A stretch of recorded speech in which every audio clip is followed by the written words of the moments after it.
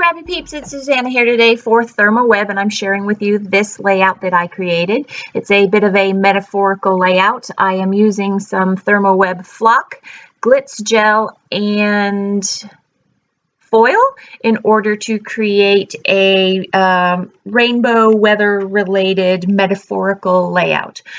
So what I've done is I've used gesso on the back of the top half of this white piece of cardstock, and now I'm creating the quote-unquote storm at the top of the layout. So I am just using some mixed media and applying some grays, some different shimmery grays to the top of this paper to kind of give the illusion of rain, which I will further embellish with foil and some flock clouds. So just normal mixed media technique, adding some shimmers, some water, and then smushing that into the top half of the page here. I don't want it to be perfect. I definitely want to get a little bit of that kind of gloomy feel for the storm up there. I'm going to use a little bit of distress ink as well to just add to that, and then I want a little bit of this darker gray that I will also apply, and again just for some balance so that there is some weight and some darker elements that'll be on the page there. I'm going to go ahead and set that aside to dry, and I will actually run that through my laminator. So what I've done here is I've created my own stencil. I have used two digital cut files. The raindrops are from Rainy Days from Bonnie Christine, and I will link you to that in the description box down below. And then rainbow has come from the full quote that I only wanted the rainbow part of, and that is from A Jelly Bean Soup digital cut file. So what I'm doing here is I have some of the Duo transfer gel, and I am using that through my stencil on the top half of the raindrops, and I'm gonna, you see how I kind of lifted that off of the paper, because the Duo gel can kind of become a glue and it can adhere the stencil to the page, which I don't want to happen because I don't want all of those paper remnants as I pull that off.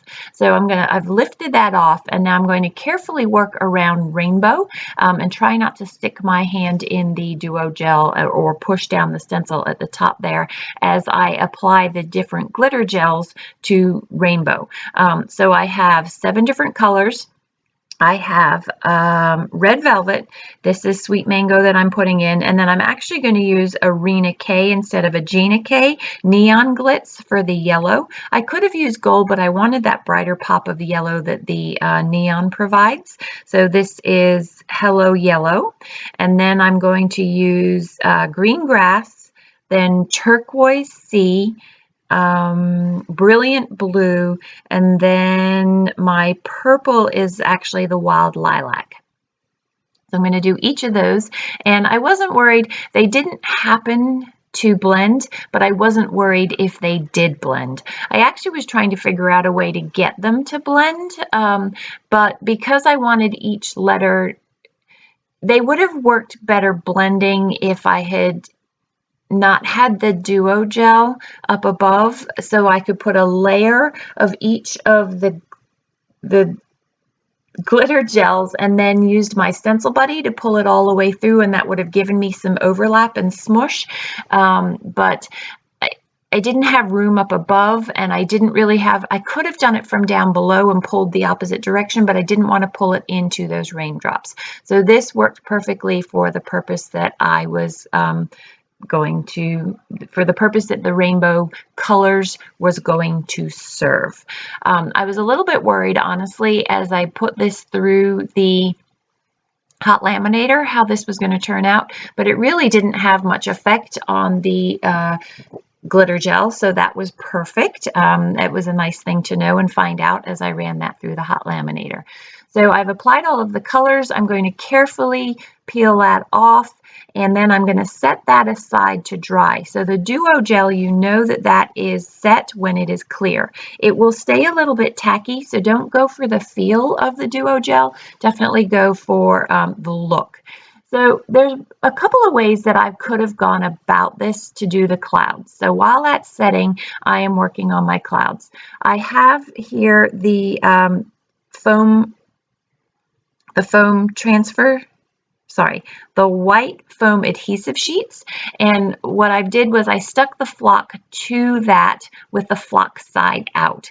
I could have run this through my silhouette and then stuck the flock side down to it, but that's not what I did because I really just wanted to, I wasn't sure how I was going to get this done, if the clouds were going to be too big, and so that's why I fussy cut it. So I cut the clouds using my silhouette to create a stencil, then put the stencil on and traced to get the pattern onto the back of the flock and then cut that. So I'm going to stamp over the flock onto the flock on two of them. Here, these are just little sort of random dots, and I'm stamping on scrap paper there. And then I have this sort of light grid. It's an old Kaiser Craft stamp, and I'm going to put a really light blue onto one of the white clouds. I have 4 clouds here, you'll see, but I only end up using 3 of them because I didn't want to cover up too much of the foil, and you'll see that later on in this process video. So literally I'm just stamping directly onto the flock, and it's not pulling any of the flock off, and it's perfect because it's just giving a little subtle texture to the clouds that will be up in my stormy half of my layout up top there.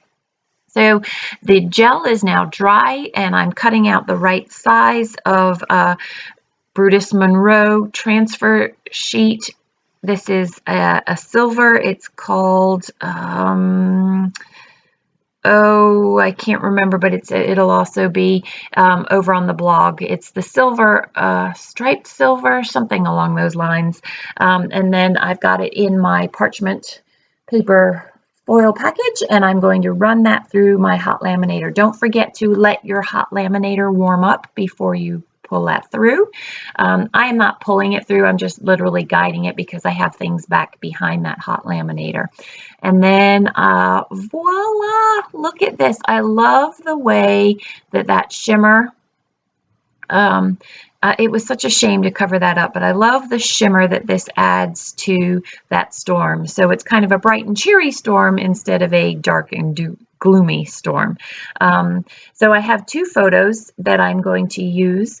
They are of a storm while we are staying at home, enduring our COVID-19 stay-at-home days, our quarantine. And so you can see how with the 2 pictures, even though I did shrink them down, and the 4 clouds, it does take up more, it covers up more of that lovely shimmer and the mixed media than I would like. So that's why I'm going to get rid of that bigger blue cloud there. It also allows the emphasis to stay on the photos and the sentiment, or the quote. So the quote says, "There is a rainbow of hope at the end of every storm." And it's a bit of a metaphorical quote, because this is a storm while we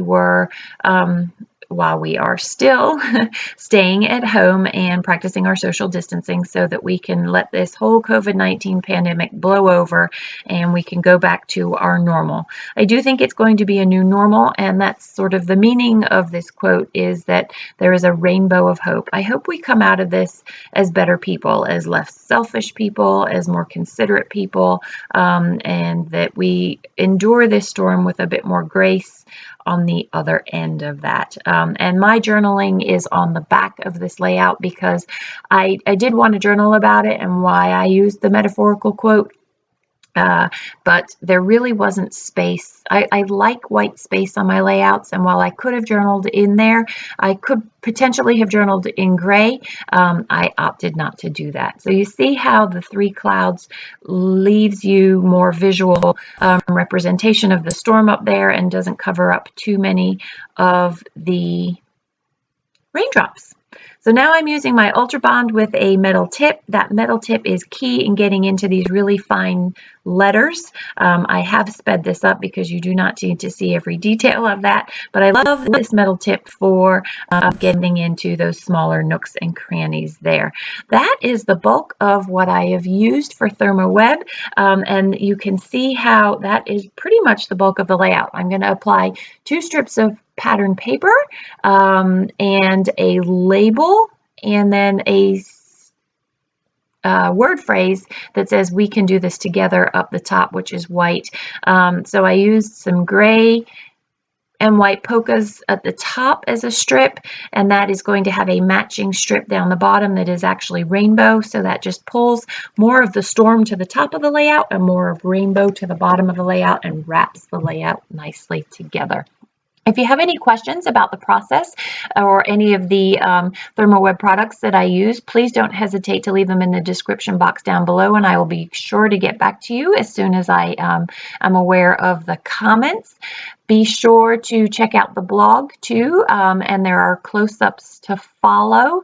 The rest of this process video I am just going to let play through because it honestly is just me doing what I said, putting those 2 strips there. Although you see here I do have 2 strips of gray, and I went with the heavier one because it created that better balance between the top and the bottom of the layout. The other strip that I had was a little bit too light, and